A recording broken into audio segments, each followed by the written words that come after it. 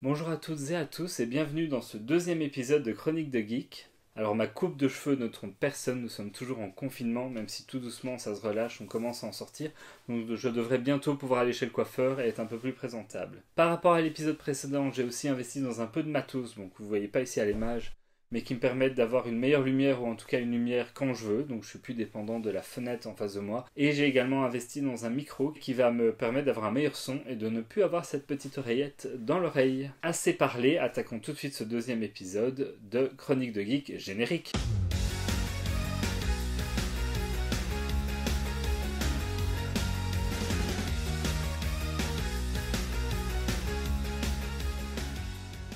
Pour ce deuxième épisode de Chronique de Geek, on va monter ensemble un Lego, le Lego Star Wars D.O, qui est en fait le petit acolyte de R2D2 dans le 9e épisode de la saga. C'est un Lego Star Wars que j'appelle de collection, puisque c'est un Lego Star Wars sur lequel on va retrouver les petites plaques d'identification. C'est un Lego qui est beaucoup plus à destination de l'exposition plutôt que de jouer avec. Même si la tête va bouger un peu, on pourra faire des trucs sympas avec. Bien évidemment, vous l'aurez compris, il va venir compléter ma collection avec le R2D2 qui est là et le BB-8 qui est là. C'était la suite logique. Je suis pas certain que j'aurais acheté ce Lego sans ça, mais là, le côté collectionneur a été plus fort et il me fallait le troisième droïde. Si on regarde maintenant d'un peu plus près sa fiche technique, on est sur 579 pièces, du 10 ans et plus, et il fait 27 cm de haut, donc on va être sur un Lego qui n'est pas non plus trop imposant. Plus sérieusement, il y a aussi un A-Wing magnifique qui vient de sortir, qui lui coûte dans les 200 €. Si jamais quelqu'un voudrait financer une vidéo Geeks League et sponsoriser ça, ben ça pourrait être un moyen de nous fournir un chouette Lego à monter, et alors je ferai une chronique dessus. Avis aux sponsors. Assez parlé, attaquons tout de suite le montage. Alors je vais vous accélérer tout ça et on se retrouve juste après. On y va.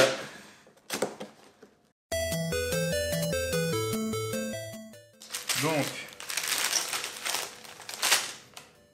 4 sachets Lego, le stickers, des tuyaux et la notice qui fait une 60aine de pages.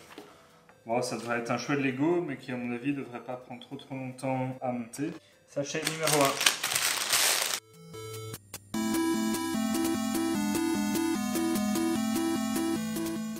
Voilà qui finit le premier bloc. Là, on va être vraiment sur l'intérieur de la roue. Alors ça, c'est une chouette astuce en fait, parce qu'au final, pour faire la roue ici autour, qui est quelque chose d'arrondi, plutôt que d'avoir en fait, des angles dus à l'orientation des briques l'une par rapport aux autres, on va vraiment les disposer sur quelque chose de souple, et donc ça devrait se mettre assez facilement.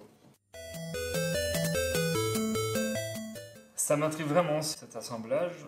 D'autant plus qu'il faut savoir, alors je connais pas par cœur parce que voilà, j'en fais pas tant que ça, mais ce que vous pouvez faire pour emboîter des Lego est tout à fait défini. Donc par exemple, il y a des choses, ce type de choses là, hein.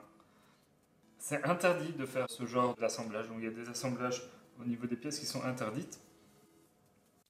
Ça va servir soit dans des compétitions de montage ou de construction de Lego, des concours, soit pour ceux qui créent les modèles, hein, il y a des choses qu'ils ne peuvent pas faire avec les briques Lego, qui ne sont pas autorisées.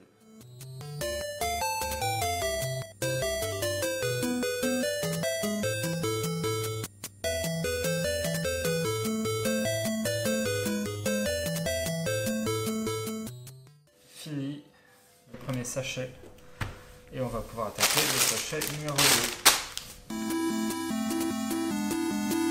Là, on est manifestement en train de faire le socle, ce qui n'est pas commun en Lego, parce qu'on n'a pas toujours un socle comme ça, on est plus sur des figurines pour jouer avec, donc elles ne sont pas soclées. J'ai presque l'impression de faire de la figurine.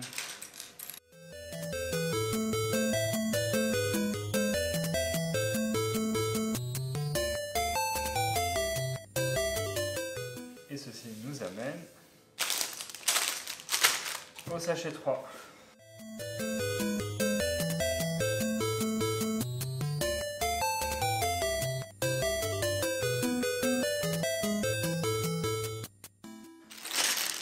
Dernière partie de ce Lego.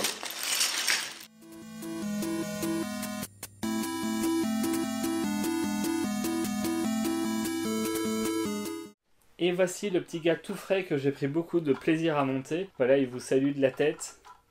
Donc on n'est vraiment pas sur un gros Lego, au final j'ai mis 1 heure à peu près à le monter, avec un système très ingénieux pour la roue, avec des tuyaux qui permettent de fixer tout ça. Il a vraiment un chouette look, c'est une belle pièce, avec sa petite fiche d'identification qui fait tout le côté collection et déco-exposition de ces pièces. Et bien évidemment, il va aller bien gentiment rejoindre ses camarades sur l'étagère et compléter cette petite collection.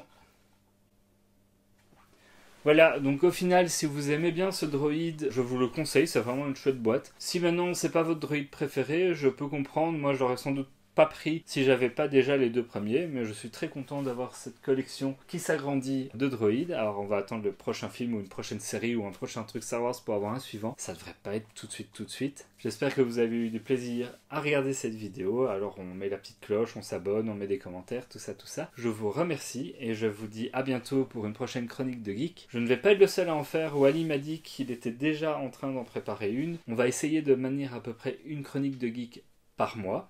Et moi je vous dis à bientôt tous les 15 jours sur Geeks League, le podcast qui sent la frite et la bière. Soyez curieux, soyez geek et ciao ciao.